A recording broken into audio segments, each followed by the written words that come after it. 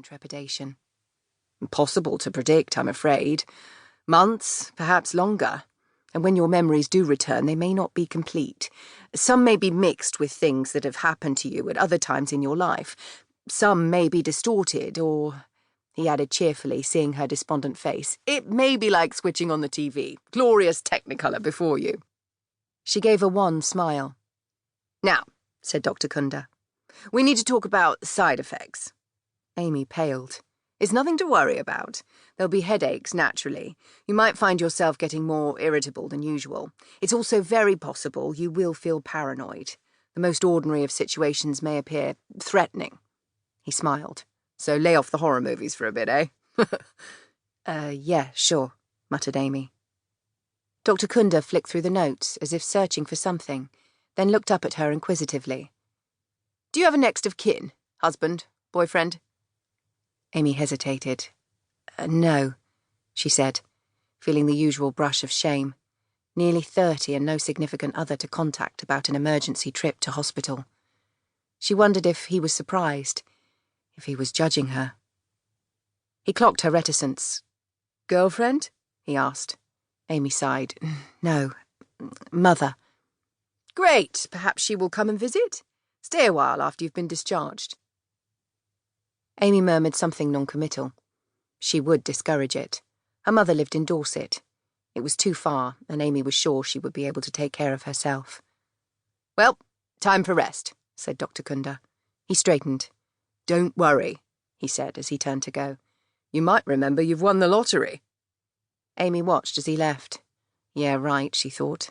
Thanks, Dr. Comedian. God, her head hurt. Unable to bear it any more, she closed her eyes. Chapter 3, 20th of February. The days dragged when you were in hospital. Amy had woken that morning, the bright hospital lights hurting her head. She'd had a utilitarian breakfast. She'd been wheeled off for more checks. During morning visiting, she watched television, trying not to be aware of the buzz of warmth that emanated from the rest of the ward, while their loved ones came by. There had been an unexpected highlight when one of the nurses had brought her handbag in. It was dirty, thrown to the ground during the fall, but a good Samaritan had found it and handed it in at the hospital. She'd automatically checked it to see if anything was missing, but of course she couldn't remember what had been in there in the first place. Her phone, purse, and keys were all present, and that was the main thing. Then it had been lunch, after which she'd fallen into an exhausted sleep. On waking, the hospital lights were blinding as ever. She winced and did her best to look around without moving her head. Another burst of energy was coming into the ward with the afternoon visitors. She looked up, unable to bury her curiosity, tinged with longing. There was a nice woman across from her in her 40s, and Amy saw the woman's husband return for his second visit of the day. In fact, each of the other 5 women on the ward had a man at her bedside. Softly spoken individuals who brandished gifts of food and magazines, gave out kisses and entwined their wives' fingers with their own. Amy tried to sit up, but her head was pounding.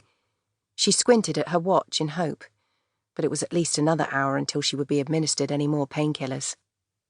It was too long, far too long. She reached out a hand to press the call button, when a face she recognised came purposefully onto the ward. "Look at the state of you," said Lisa, not unkindly, as she leaned over Amy's bed, her practised GP's eye taking it all in. Amy had studied herself in a mirror and was aware her left eye and cheekbone were swollen and the colour of an aubergine, but she was still mildly affronted. "What's wrong with me?" "It's mostly bruising, I'm sure. Wow, that is some black eye." "What are you doing here?" asked Amy, quietly delighted to see her friend. It was all very well thinking that you could just get on with it, but the reality was she'd felt desperately lonely. "You left me a voicemail that you were in hospital. And despite the fact you said you were fine, I couldn't pass up a chance to take a look at you. You know how I love an injury." "How are you feeling?" "So much better now that my caring friend has treated me with her best bedside manner." "Well, that's why I never went into hospital work," said Lisa. "I prefer to diagnose my patients in the practice, and then move them on to the specialists." "You're all heart." "So it looks really bad." Amy was aware she was fishing for reassurance.